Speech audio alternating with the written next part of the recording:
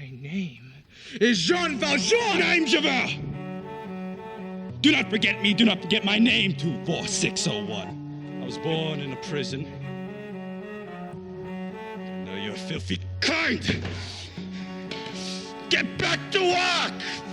I only have 4 sous in my purse. Here, take it. Madame Magloire, will you get another plate? Oh, monsieur. You are good people, monsieur. You offer me food, shelter. The suffering, the hungry, and the thirsty are welcome. Madame Magloire? What's become of our silverware? He's gone. What? That man who came here last night. He's gone. Monsieur, I regret the disturbance, but this There man... you are, Jean. I'm glad to see you. You know this man? Yes, he was my guest last night. He had an early start this morning. Did you forget? I gave you the candlesticks also. They matched the rest of the silver and would easily bring 200 francs. Why use the silver to become an honest man? It is your soul I am buying for you.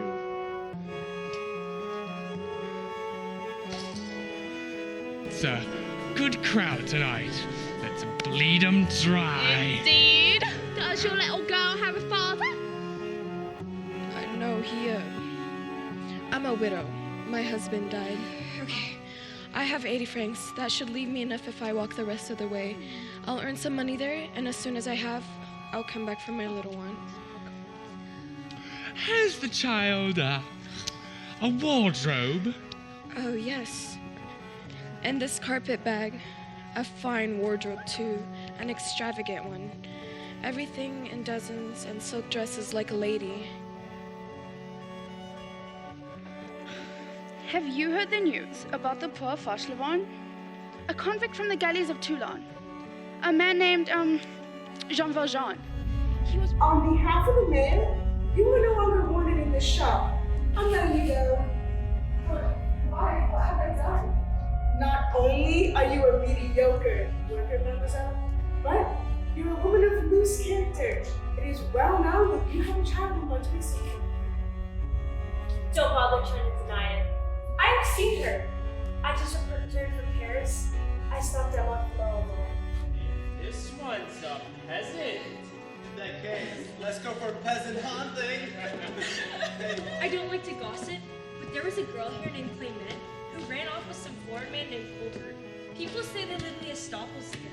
Can you imagine such a thing? Yes. When did you say he'd return? Oh, any minute now.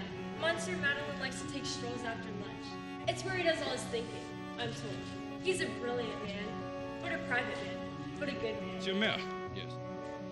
Oh, monsieur, I beg your pardon. Am I late for a meeting? Well, not at all. Madame Victorine here just invited me to inspect the nature and character of one of your factory workers, routine matter. That's wonderful. Thank you, Madame Victorine. I hope you'll excuse me. I have some official business to attend to. Of course. I dreamed a dream in the time gone by when hope was high and life worth living. I dreamed that love would never die, that God would be forgiving.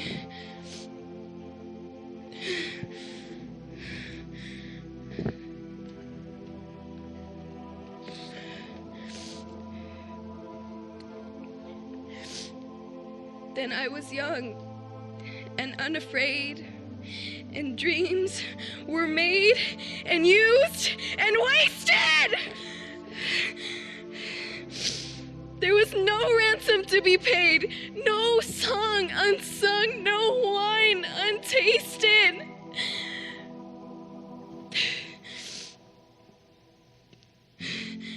But the tigers come at night with their voices as soft as thunder as they tear your hope apart, as they tear your dream to shame.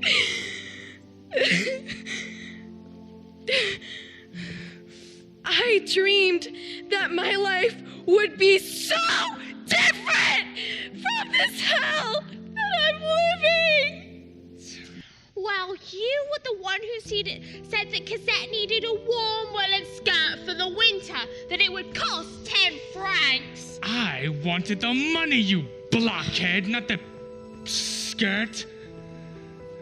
What are you going to say this time that you haven't said already? I'll tell her that the child has come down with...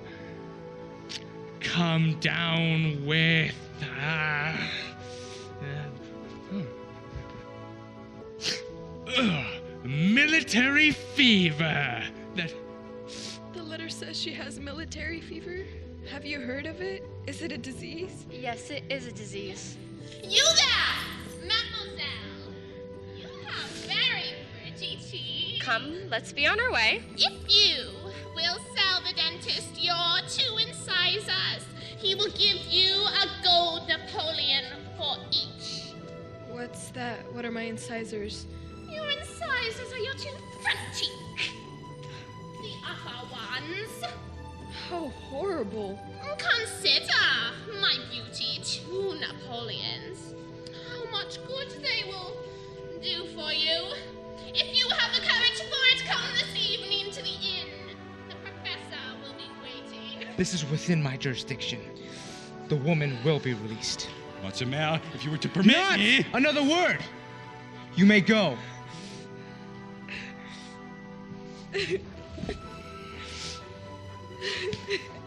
will pay your debts.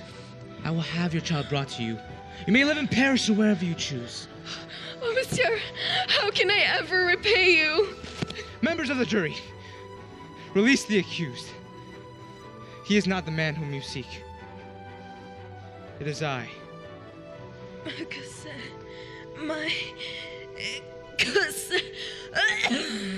Fantine! Fantine! Enough of this foolishness! The death of a whore means nothing. I am the law, and the law will not be mocked. No, monsieur, times are tough, you see. It's not very often we see a gentleman such as you around here, and with so many mouths to feed and another on the way. Oh, we can board earlier feed to build our own children, nonetheless the child of a beggar who hasn't sent a sou in months. Which one? The one you came in with. Colette. Cosette. We need you, Marius. I am an unemployed lawyer, Angera. Not a fighter. Another note, Eponine. You know my name. Of course. I'm sorry. You know my father. He's a harsh man. He makes my sister and I deliver notes. I found this packet on the boulevard yesterday. I thought it might belong to you. I recognize the handwriting. Thank you. This one is very important. Azoma told Father that the old man had turned her away and that if she lost it, Father would have beaten her. But she can try again today. Can anything be more wonderful than the Luxembourg Gardens in the spring? Yes, it is a beautiful day, mademoiselle. Perhaps Cosette is speaking about that young man who comes to this exact same spot at the exact same time each day. There are things you are better off not knowing. There is so much that I don't know. You have told me so little of my mother, and my memories of that old inn are beginning to fade. If you ask me to call you father, then treat me as the daughter you wish me to be. You are filled with secrets. Why must we live this way? I'm only trying to protect you, Cosette. From what? From every stranger? From everyone who speaks to me? Paris is on the verge of revolution. Anyone and everyone's a suspect. The letter.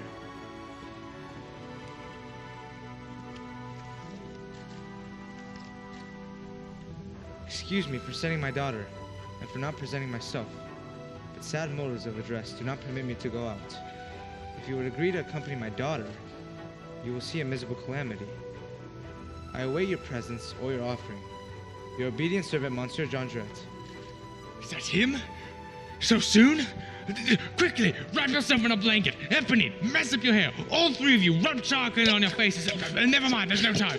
Come in. As you can see, we have no food, no fire, a broken window pane, and my wife is terribly ill.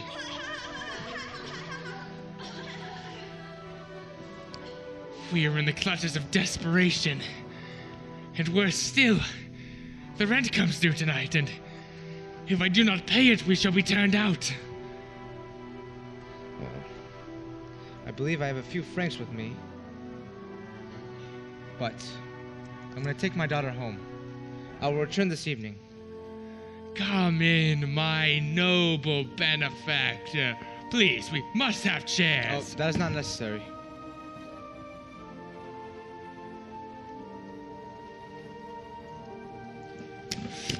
There's for your rent, and some additional notes for your pressing needs, of course. Ah, right on time. Where is she? Where's the girl? Your brat sent us to the wrong address! You what? You'll pay for this? You are pitiful! You know what that means. I will run that old man off his feet. Now get them out of my sight! Eponine, I need a favor. Anything. The gentleman who was here earlier, I want his address. I know you know it. It's the young lady's address you want, isn't it? What will you do for me? Anything you ask. I wish that were true. Just tell me. Number 7, Rue Plumet. Don't forget, you promised. Thank you. Here. No matter what, she has no dress, I have no shoes, all right. I desire to throw my career to the dogs, my youth, my future, my life. That is my idea, and you must consent to it. No, monsieur, never. Then Cosette is lost. I have nothing left to live for.